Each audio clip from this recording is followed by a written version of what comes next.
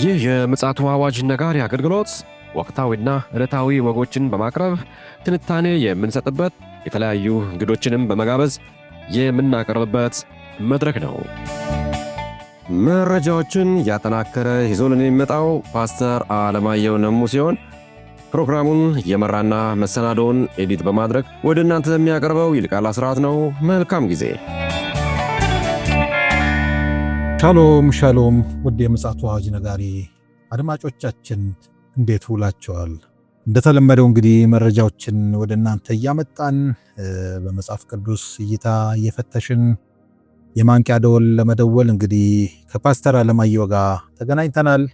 አጠገቤ ፓስተር አለማየሁ ይገኛል። ከእርሱ ጋር እንግዲህ መልካምና ጥሩ ጊዜ እንደሚኖረን ተስፋ እናደርጋለን። ይልቃል አስራት ነኝ ከምፅዓቱ አዋጅ ነጋሪ አገልግሎት። አድማጮቻችን እንግዲህ ፓስተር አለማየሁ መረጃዎችን አሰባስቦ ወደኛ ብቅ ብሏል። እንግዲህ እነዚህ መረጃዎች በምን መልኩ እንዳሰባሰበ በኋላ ላይ ጠይቋለሁ። መጀመሪያ ሰላምታ ላቅርብና ወደ ውይይታችን እናመራለን። ሰላም ላንተ ይሁን ፓስተር፣ እንዴት አለ? ከአገልግሎት መልስ እንግዲህ ዛሬ ተገናኝተናል። ሰላም ነኝ። እንደምን አለ ወንድም ይልቃል? እግዚአብሔር ይመስገን። እንዴት ነው ዓለማችን በአሁኑ ሰዓት በተለይም በመካከለኛው ምስራቅ ብዙ የሚወሩ ነገሮች አሉ። ትላንትናም ከትላንት ወዲያም ዘግበናል። ዛሬ ምን አዲስ ነገር ተገኘ ወይስ ሌላ ርዕስ ነው? እንግዲህ ዓለም በተወሰነ ነገር ላይ ፎከስ በሚያደርግበት ሰዓት ሰይጣን ደግሞ በሌላ መንገድ ስራውን እያቀላጠፈ እንደሚገኝ ነው የተረዳሁት። ምክንያቱም ይሄው ምንድነው አሁን ብዙ ጊዜ አይተህ ከሆነ ፎከሳችን ጦርነቶቹ ላይ ነውና ዓለም ላይ ያለው የጦርነት ስጋት ላይ ነው ያተኮር ነው። ነገር ግን ደግሞ በዚህ በቴክኖሎጂው መንገድ አሁን ላይ ዓለማችን ላይ ከፍተኛ ስጋት የደቀነ ጉዳይ እየተፈጠረ ነው ያለው። ይህንንም ራሱ የቴክኖሎጂ ባለቤቶቹና መስራቾቹ ሳይቀሩ ድንጋጤ ውስጥ እየከተታቸው ያለ ነገር አለ። ይሄው ምንድነው? የኤአይ ነው። ኤአይ በዓለም ላይ አንድ አዲስ ሃይማኖት ይዞ እየመጣ መሆኑ ታውቋል። ይሄ አዲስ ሃይማኖት አሁን ምንድነው መሰለህ? ሁሉንም ያካተተ የሚል ነው። ሁሉንም ያካተተ የሚል ከዚህ በፊት አልማዲ ነው እንደ ነብይ ነኝ የመጨረሻው ዘመን ነብይ ነኝ ብሎ ተነስቶ መጽሐፍ ቅዱስም ቁርአንም ቡዲሃም ሌሎችም ሁሉም ልክ ነው የሚል አይነት ነገር መንገዶች ሁሉ ወደ አንድ ያናሉ ነው። አሁን ኤአይ ደግሞ ምንድነው? ሁሉንም የሚያስማማ አዲስ መጽሐፍ ቅዱስ እያዘጋጀ ይገኛል። እንግዲህ በጣም ነው የሚያስፈራው። አሁን ይሄ አዲስ ሃይማኖት ብቻ አይደለም፣ አዲስ መጽሐፍ ቅዱስ ብቻ አይደለም። ነገር ግን ሰዎችን የዓለምን ሕዝብ እንዴት ኮንትሮል ማድረግ ይቻላል በሚለው ነገር ላይ ከፍተኛ ስራ እየተሰራና አደገኛ እንደሆነ አደገኛ መሆኑ ብቻ ሳይሆን በጣም ከባድ ነገር እንደሆነ እያመለከተ ነው እየመጣ ያለው። እንግዲህ ይሄ ምንድነው? ከመጽሐፍ ቅዱስ የተሻለ ብለውታል። ይህን እየሰሩ ያሉ ሰዎች ከመጽሐፍ ቅዱስ የተሻለ ምን እንደሚሆን አላውቅም። መጽሐፍ ቅዱስ እኮ ማለት የእግዚአብሔር መንፈስ ያለበት፣ የእግዚአብሔር እስትንፋስ ያለበት፣ እግዚአብሔር አምላክ መለኮትን የተገለጠበት፣ ምድርን የፈጠረበት፣ የሰው ልጅ በእጁ የሰራበት፣ እስትንፋሱን እፍ ያለበት ሕያው ቃል እኮ ነው። ሕያው ቃል ነው፣ መንፈስም ነው፣ ሕይወትም ነው የሚለው ዮሐንስ ወንጌል ምዕራፍ 6 63 64 65 ደስታ እኔ የነገርኳችሁ ቃል መንፈስም ሕይወትም ነው የሚለው እና ግን ይሄ አዲስ መጽሐፍ ቅዱስ የሚተካ ያሮጌው የመጀመሪያው መጽሐፍ ቅዱስ የሚተካ መሆኑ እየተነገረ ነው ያለው። አንዳንድ ሰዎች እንደውም ከመጽሐፍ ቅዱስ የተሻለ ነው እያሉ እየመጡ ነው ያሉት እና ይሄ አዲስ ሃይማኖት ስሙ ምን እንደሚባል በወቅቱ በጊዜው አልተገለጸም። ነገር ግን በጣም የሚገርም እያንዳንዱ የሰው እጅ የያዘው ስልክ ላይ ሊገኝ እንደሚችል ወደፊት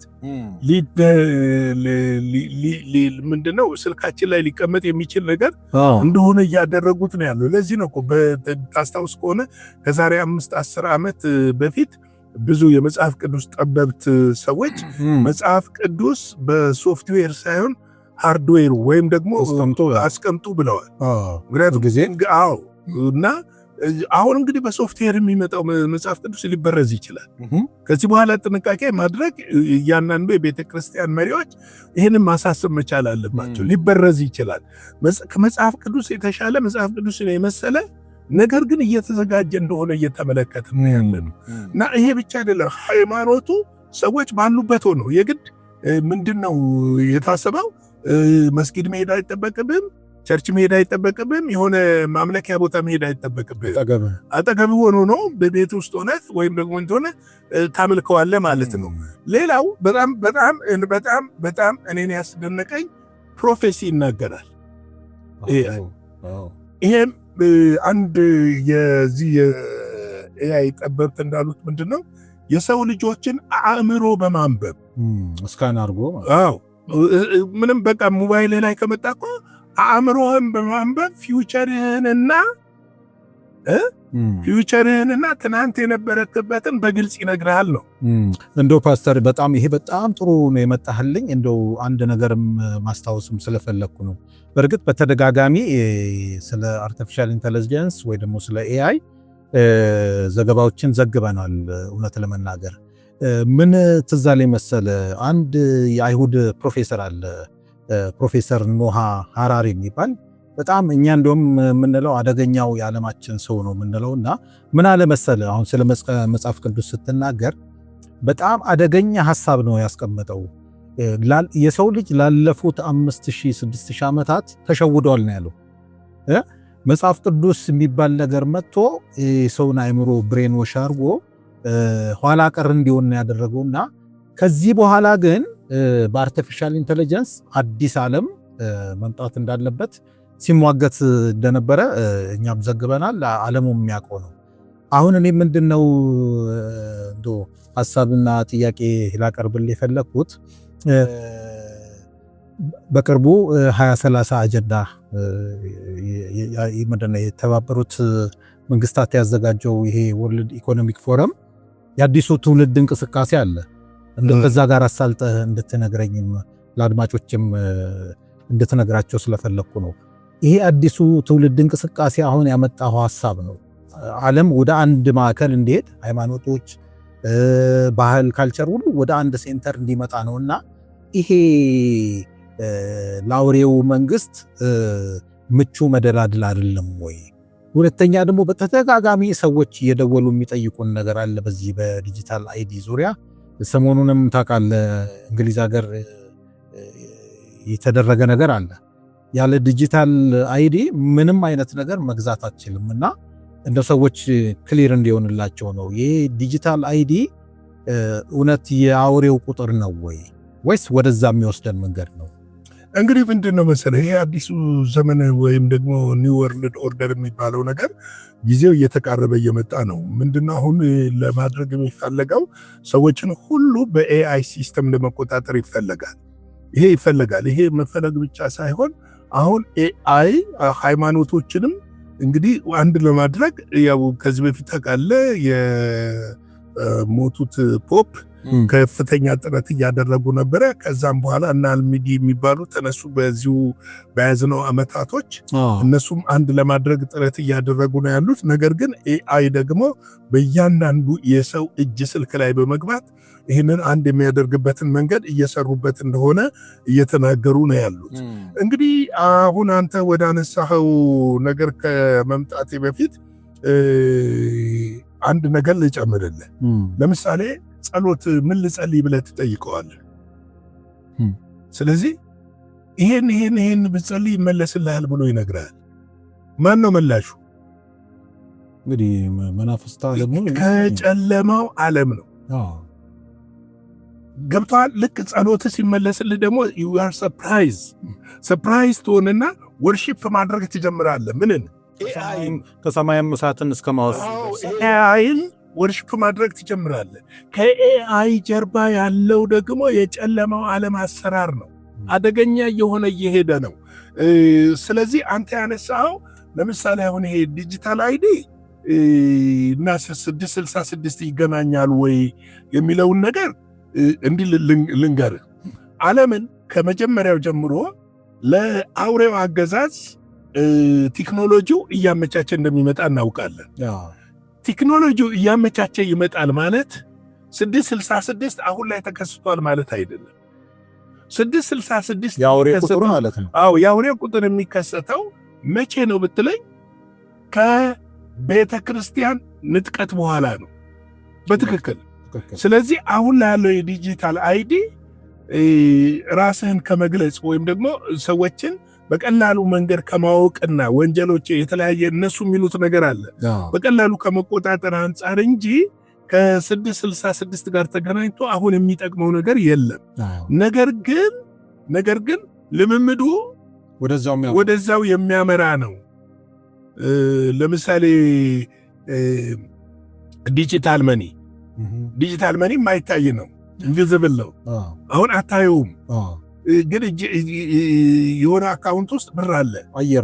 አየር ላይ ነው ለሰውየው። በስልክ ስትወስድለት ብር አይደለም፣ ወረቀት አይደለም የምትሰጠው፣ በስልክ እንትን ስትል ይሄ እነዚህ ነገሮች ያመቻቻሉ፣ መንገዶችን ይጠርጋሉ ማለት ደግሞ እናያቸው ማለት አይደለም። ነገር ግን ያኛው እንዴት መሰለ፣ በክንድህ ወይ በግንባርህ ሰውነት ውስጥ ቺፕስ ይቀበራል። በዛን ጊዜ መሸጥም መለወጥም ብር ኖረህም አልኖረህም ገብቷል። ትገዛለህ፣ ትሸጣለህ፣ ትለውጣለህ። ያ ነው። ይሄና ያ ልዩነት እንዳለው እንዲታወቅ ለማድረግ ነው። እንግዲህ ራሳቸው ከዚህ የተነሳ ለምሳሌ አሁን ስለ ኤአይ የፈለሰፉ ወይም ደግሞ በዚህ ቴክኖሎጂ ስራ ላይ ያሉ ኤለን መስክና ቢል ጌት አሁን ላይ አደገኛ ወደ መሆን እየሄደ ስለሆነ ከፍተኛ ጥንቃቄ መደረግ እንዳለበት አንድ ሰው ተከላክሏቸዋል። ሰይጣን በሆነ መልኩ የሚያስፈራ ነው። አሁን ላይ ያለው ነገር የሚያስፈራ ነው የሚል ነገር አንስተዋል። አሁን ላይ ያለው የሚያስፈራ ነገር ነውና ጥንቃቄ መደረግ እንዳለበትና ምናልባትም አየህ ሞባይላችን ላይ ስለሆነ እንደ አፕ ነው ሊለቁልን የሚችሉት።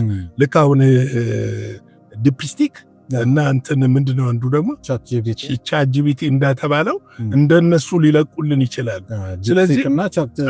ስለዚህ ይሄንን ጥንቃቄ እንዲደረግ ነው። ሌላው ምናልባት መጽሐፍ ቅዱስን ከሞባይሎቻችን ከታቦቻችን ላይ ዜሮ ሊያጠፉት ይችላሉ። አጥፍተውት ያንን ሊተኩት ይችላሉ።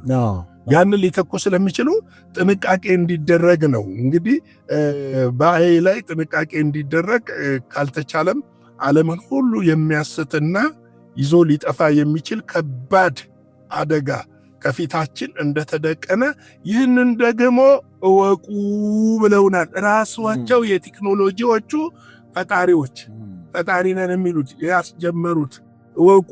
ይሄንን እኛ ከዚህ በፊትም ሰርተናል። በሶስተኛው ላይ ሱፐር ኤአይ ላይ ስንደርስ በአምድ ምድርን እንደውም እኔ የለመስክ የሚሉት ኒኩለር ላይሆን ይችላል ዓለምን የሚያጠፋ ይሄ ነገር ሊያጠፋ ይችላል የሚል ፍርሃትና ስጋት እንዳላቸው ከዚህ በፊት ዘግበናልና ለዛሬ ቀን እንግዲህ ያለኝ መልእክት ይሄ ነው። ቤተክርስቲያን ትዘጋጅ፣ ትጠንቀቅ። ሃርድ ኮፒ መጽሐፍ ቅዱስ በየቤቱ በሰው ቤት ውስጥ ይኑር። ይሄንን ጥንቃቄና ልጆቻችን ምንድነው የሚያዩት? መጽሐፍ ቅዱስ ማህበርም በብዛት አትሞ ይሄ ልጆቻችን ራሳቸው ምንድነው የሚሰሩት? ምንድነው የሚመለከቱት? ምንድነው የሚያዩት? ኢንተረስቲንግ የሆነ ነገር ነው። ማራኪ ሆኖ ነው የሚመጣው። ያማረ ሆኖ ነው የሚመጣው። በጣም ነገርህን፣ ዘመንህን፣ ኑሮህን አቀልላለሁ ብሎ ነው የሚመጣው። ስለዚህ ይሄ ነገር አደጋ ውስጥ መልሶ ቤተ ክርስቲያንን የሚያስጨንቅ ዘመን ውስጥ ይከታታል። በጣም ከባድ ጊዜ ውስጥ ሊከታት ስለሚችል ከሆዲው ሕፃናትን ማስተማር፣ ወጣቶችን ማስተማር ቤተ ክርስቲያን ህዝቡን ለ5 ደቂቃም ለ10 ደቂቃም ስለ ኤአይ ከፈለጋችሁ እኮ ጎግል ላይ ሄዳችሁ ገብታችሁ ማግኘት ትችላላችሁ። የሆነ ቦታዎች ላይ ማግኘት ትችላላችሁ። አይታችሁ አናሊሲስ አድርጋችሁ ከእግዚአብሔር ቃል ጋር ያለውን ትስስርና ትይዩ አይቶ ህዝቡን ማስተማርና ማንቃት ያስፈልጋል እላለሁ። ለዛሬ ያለኝ መልእክት ይሄ ነው። ጌታ ኢየሱስ ይባርካችሁ። ፕሊስ አገልግሎታችንን ደግፉ፣ ከጎናችን ቁሙ። እግዚአብሔር እኛ ሌላ ብዙ አልጠየቅናችሁም። ከጎናችን ቁሙ። ላይክ አድርጉ፣ ሼር አድርጉ፣ ሰብስክራይብ አድርጉ። በጎፈንድሚ ውጭ ያላችሁ ወገኖቻችን በጎፈንድሚ አገልግሎታችንን ደግፉ፣ ከኛ ጋር ቁሙ እንላለን። የጌታ ፍቅር ሰላም ይብዛላችሁ። ሻሎም። እግዚአብሔር አብስቶ ይባርክ ፓስተር። እንግዲህ ከዓለማችን የጦርነት ወሬዎች ባሻገር ደግሞ ከፍተኛ ስጋት የሆነውን በሌላ አቅጣጫ የዚያ ሰው ሰራሽ አስተውሎት ወይ ደግሞ አርቲፊሻል ኢንተለጀንስ ኤአይ ስጋትን ፍንትው አድርገህ ስለገለጽክልን እግዚአብሔር አብስቶ ይባርክ። እንግዲህ አይኖቻችን ተገልጦ በአካባቢያችን በዓለም ዙሪያም በየትኛውም አቅጣጫ የሆነ ያለውን ነገር ማስተዋል የኛ ድርሻ ነው። እኛም መረጃዎችን እንግዲህ በዚህ መልኩ እናቀርባለን። በተለይ ደግሞ የቤተ ክርስቲያን መሪዎች ይሄ ተጠያቂነትና ኃላፊነት ስላለባችሁ ምዕመኖቻችሁን ይህንን ማስተማር አለባችሁ ብለን እናምናለን። እንግዲህ ለዛሬ ቀን ይዘን የመጣነው መረጃ ይህንን ይመስላል። ማምሻው ላይ ደግሞ አዳዲስ መረጃዎችን ደግሞ ወደ እናንተ ማድረሳችን እንቀጥላለን። እስከዚያው ድረስ ሻሎም። ለዛሬ ይዘን የመጣነው ወቅታዊ መረጃ ይህንን ይመስል ነበረ። በሌላ ጊዜ በሌላ መሰናዶ እስከምንገናኝ ሰላም ለእናንተ ይሁን።